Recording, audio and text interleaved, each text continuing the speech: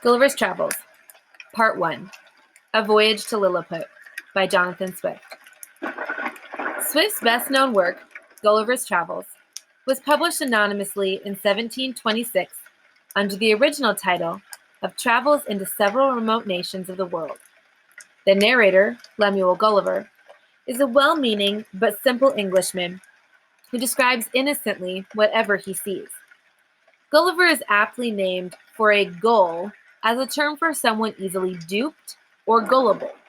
It is up to the reader to see the truths that Gulliver misses.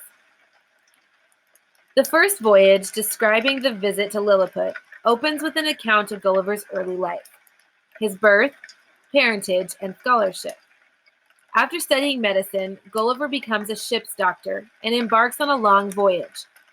When the ship breaks up in a storm somewhere in the South Pacific, he manages to swim ashore and, exhausted, falls into a deep sleep.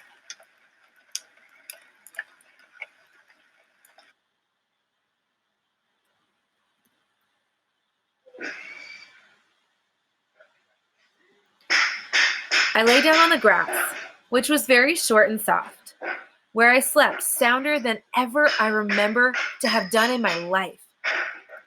As I reckoned, above 9 hours, for when I awaked, it was just daylight.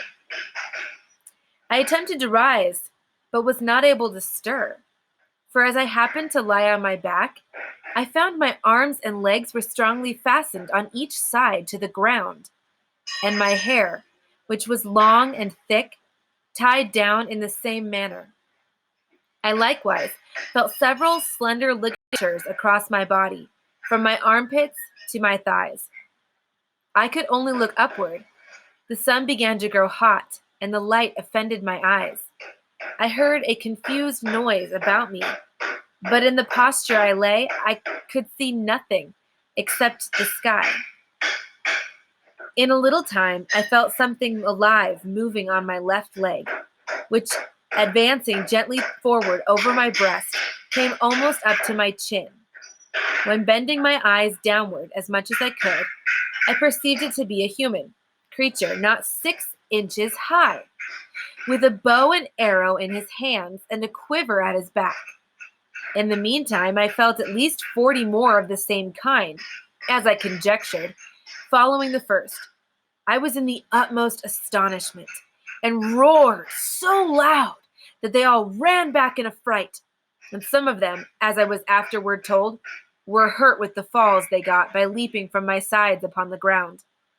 However, they soon returned, and one of them, who ventured so far as to get a full sight of my face, lifting up his hands and eyes by way of admiration, cried out in a shrill but distinct voice, "Haikena degu." The others repeated the same words several times, but then I knew not what they meant. I lay all this while, as the reader may believe, in great uneasiness. At length, struggling to get loose, I had the fortune to break the strings and wrench out the pegs that fastened my left arm to the ground. For by lifting it up to my face, I discovered the methods that they had taken to bind me. And at the same time, with a violent pull which gave me excessive pain, a little loosened the strings that tied down my hair on the left side, so that I was able to turn my head about 2 inches. But the creatures ran off a second time before I could seize them, whereupon there was a great shout in a very shrill accent, and after it ceased, I heard one of them cry aloud, "Togo Fonak," when in an instant I felt above 100 arrows discharged on my left hand, which pricked me like so many needles. And besides, they shot another flight into the air, as we do bombs in Europe, whereof many, I suppose, fell on my body, although I felt them not, and some on my face, which I immediately covered with my left hand. When the shower of arrows was over, I felt a groaning, with grief and pain, and then, striving again to get loose, they discharged another volley larger than the first, and some of them attempted with spears to stick me in the sides. But by good luck, I had on my buff jerkin, which they could not pierce.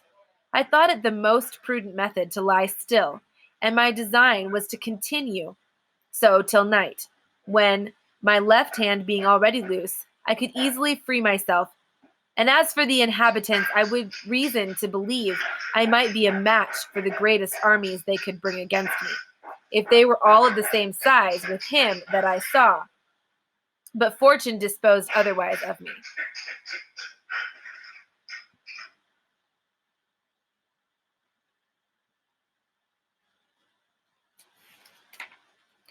When the people observed I was quiet, they discharged no more arrows.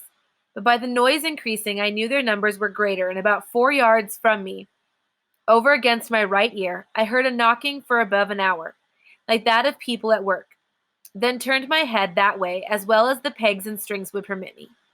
I saw a stage erected about 1.5 feet from the ground, capable of holding 4 of the inhabitants, with 2 or 3 ladders to mount it, from whence one of them, who seemed to be a person of quality, made me a long speech, whereof I understood not one syllable, but I should have mentioned that before the principal person began his oration, he cried out 3 times, Langro Dehu San. These words and the former were afterward repeated and explained to me.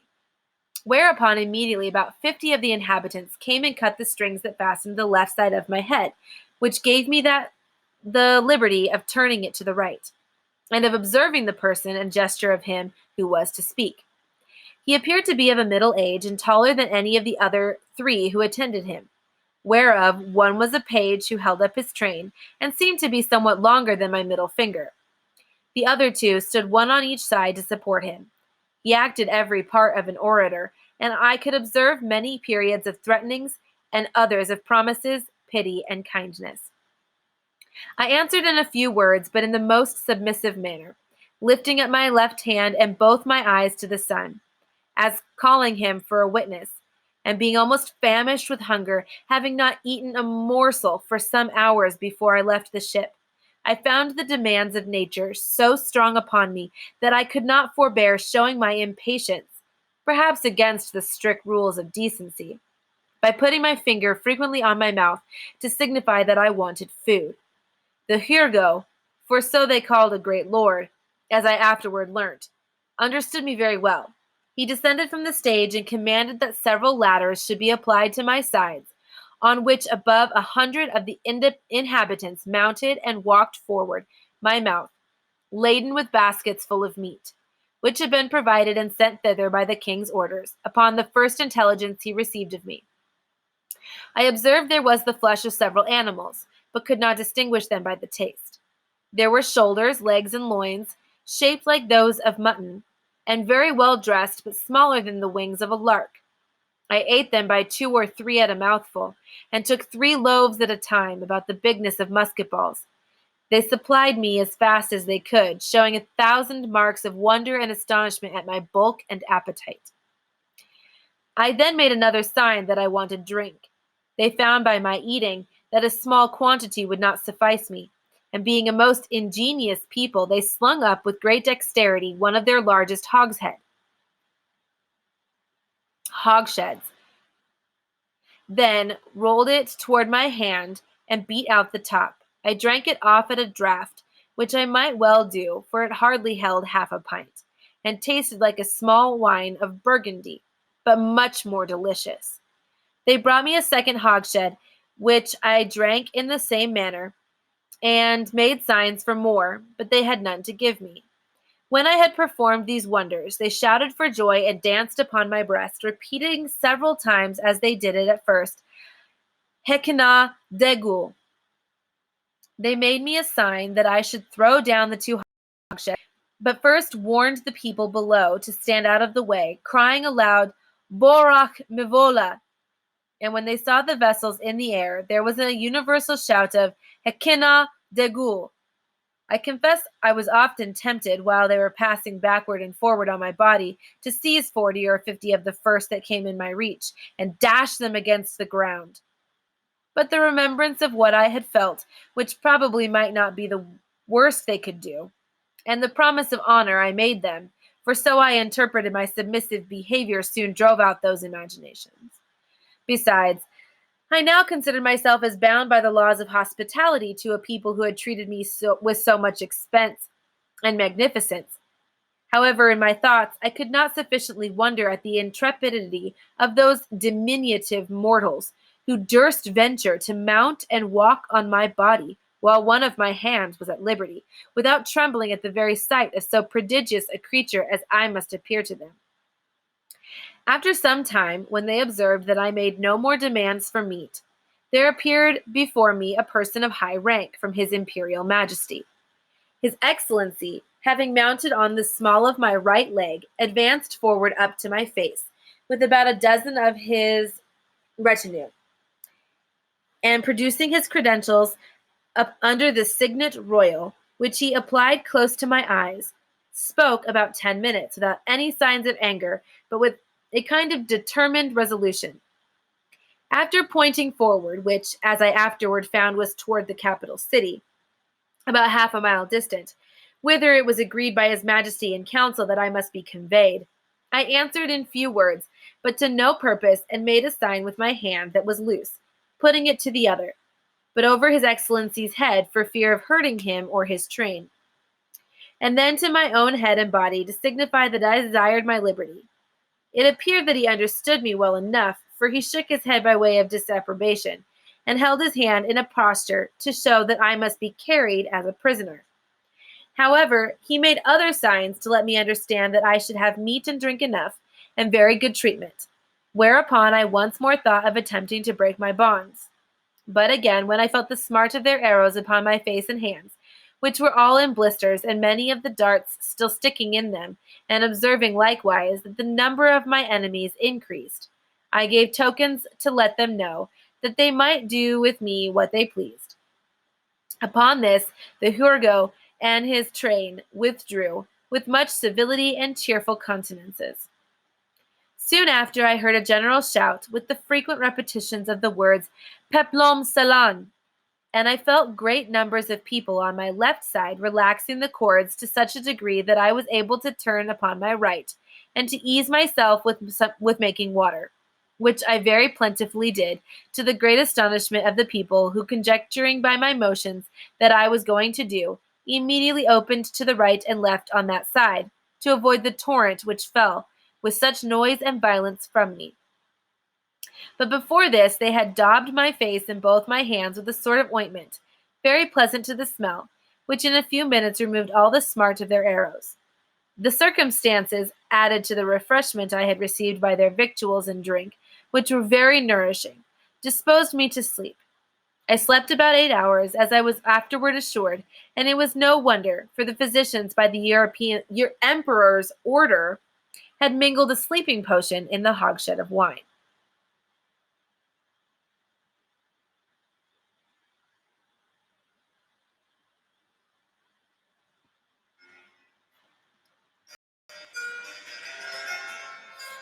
My gentleness and good behavior had gained so far on the Emperor and his court, and indeed upon the army and people in general, that I began to conceive hopes of getting my liberty in a short time. I took all possible methods to cultivate this favorable disposition. The natives came by degrees to be less apprehensive of any danger from me. I would sometimes lie down and let 5 or 6 of them dance on my hand, and at last the boys and girls would venture to come and play at hide and seek in my hair.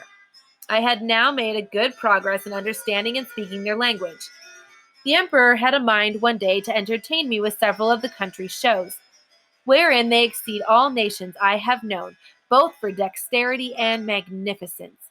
I was diverted with none so much as that of the rope dancers, performed upon a slender white thread, extended about 2 foot and 12 inches from the ground, upon which I shall desire liberty from the reader's patience to enlarge a little. This diversion is only practiced by those persons who are candidates for great employments and high favor at court. They are trained in this art from their youth, and are not always of noble birth, or liberal education, when a great office is vacant either by death or grace, which often happens. 5 or 6 of those candidates petition the Emperor to entertain his Majesty and the court with a dance on the rope, and whoever jumps the highest without falling succeeds to office. Very often the chief ministers themselves are commanded to show their skill and to convince the emperor that they have not lost their faculty. Flimnap, the treasurer, is allowed to cut a caper on the straight rope, at least an inch higher than any other lord in the whole empire. I have seen him do the somerset several times together upon a trencher fixed on the rope, which is no thicker than a common pack thread. In England, my friend Reldresal, principal secretary to private affairs, is, in my opinion, if I am not partial, the second after the treasurer, the rest of the great officers as much upon a par. These diversions are often attended with fatal accidents, whereof great numbers are on record. I myself have seen 2 or 3 candidates break a limb, but the danger is much greater than the ministers themselves are commanded to show their dexterity. For by contending to excel themselves and their fellows, they strain so far that there is hardly one of them who hath not received a fall, and some of them 2 or 3. I was assured that a year or 2 before my arrival, Flimnap would have infallibly broke his neck if one of the king's cushions that accidentally lay on the ground had not weakened the force of his fall. There is likewise another diversion, which is only shown before the emperor and empress and first minister upon particular occasions. The emperor lays on the table with 3 fine silken threads of 6 inches long. One is blue, the other red, and the third green. These threads are proposed as prizes for those persons whom the emperor hath a mind to distinguish by a peculiar mark of his favor. This ceremony is performed in His Majesty's great chamber of state, where the candidates are to undergo a trial of dexterity very different from the former, and such as I have not observed the least resemblance of in any other country of the old or the new world. The emperor holds a stick in his hands, both ends parallel to the horizon, while the candidates, advancing one by one, sometimes leap over the stick, sometimes creep under it backward and forward several times, according to the stick is advanced or depressed. Sometimes the emperor holds one end of the stick, and his first minister. Sometimes the emperor has it entirely to himself. Whoever performs this part with most agility and holds out the longest in leaping and creeping is rewarded with the blue-colored silk. The red is given to the next and the green to the third, which they all wear girt twice round about the middle. And you see few great persons about this court who are not adorned with one of these girdles. One morning, about a fortnight after I had obtained my liberty, Reldresal, principal secretary, as they style him, of private affairs, came to my house, attended only by one servant. He ordered his coach to wait at a distance, and desired I would give him an hour's audience, which I readily consented to, on account of his quality and personal merits, as well as of the many good offices he had done me during my solicitations at court. I offered to lie down, that he might the more conveniently reach my ear, but he chose rather to let me hold him in my hand during our conversation. He began with compliments on my liberty, and he might pretend some merit in it, but however added that it had not been for the present situation of things at court, perhaps I might not have obtained it so soon. For, said he, as flourishing a condition as we appear to be in to foreigners, we labor under 2 mighty evils, a violent faction at home, and the danger of an invasion by a most potent enemy from abroad. As to the first, you are to understand that for about 70 moons past, there have been 2 struggling parties in this empire under the names of Tramixan and Slamixan, from the high and low heels on their shoes by which they distinguish themselves. It is alleged, indeed, that the high heels are more agreeable to our ancient constitution. But however this be, His Majesty hath determined to make use of only low heels in the administration of the government, and all offices in the gift of the crown, as you cannot but observe, and particularly that His Majesty's imperial heels are lower at least by a drur than any of his court. Drur is a measurement about the 14th part of an inch. The animosities between these two parties run so high that they will neither eat nor drink nor talk with each other. We compute the Tremexen, or high heels, to exceed us in number, but the power is wholly on our side. We apprehend His Imperial Highness, the heir to the crown, to have some tendency toward the high heels, and plainly discover one of his heels is higher than the other, which gives him a hobble in his gait. Now, in the midst of these intestine disquiets, we are threatened with an invasion from the island of Blefuscu, which is the great empire of the universe, almost as large and powerful as this of His Majesty. For as to what we have heard you affirm, that there are other kingdoms and states in the world, rather conjecture that you... Oh, I think I skipped something.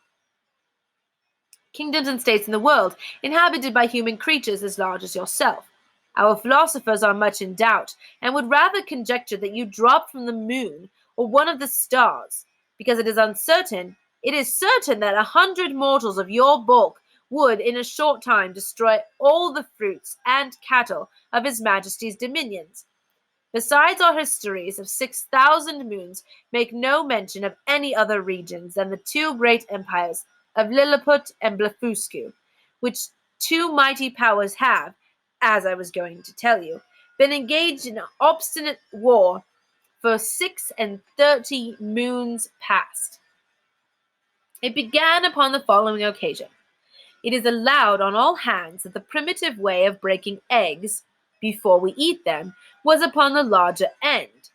But His Majesty's grandfather, while he was a boy, began to eat an egg, and breaking it according to the ancient practice, happened to cut one of his fingers.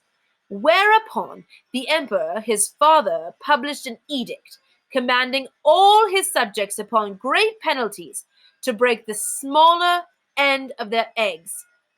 The people so highly resented this law that our histories tell us there have been 6 rebellions raised on that account, wherein one emperor lost his life and another his crown. These civil commotions were constantly fomented by the monarchs of Blefuscu, and when they were quelled, and exiles always fled for refuge to that empire, it is computed that 11,000 persons have at several times suffered death rather than submit to break their eggs on the smaller end. Many hundred large volumes have been published upon this controversy, but the books of the big Endians have been long forbidden, and the whole party rendered incapable by law of holding employments. During the course of these troubles, the emperors of Blefuscu did frequently expostulate by their ambassadors, accusing us of making a schism in religion by offending against a fundamental doctrine of our great prophet Lustrog in the 4th chapter of the Brundekral, which is their Alcoran. This, however, is thought to be a mere strain upon the text, for the words are these, that all true believers shall break their eggs at the convenient end. And which is the convenient end seems, in my humble opinion, to be left to every man's conscience, or at least in the power of the chief magistrate to determine. Now, the big Endian exiles have found so much credit in the emperor of Blefuscu's court, and so much private assistance and encouragement from their party here at home, that a bloody war has been carried on between the two empires for 36 moons, with various successes, during which time we have lost 40 capital ships and a much greater number of smaller vessels, together with 30,000 of our best seamen and soldiers, and the damage received by the enemy is reckoned to be somewhat greater than ours.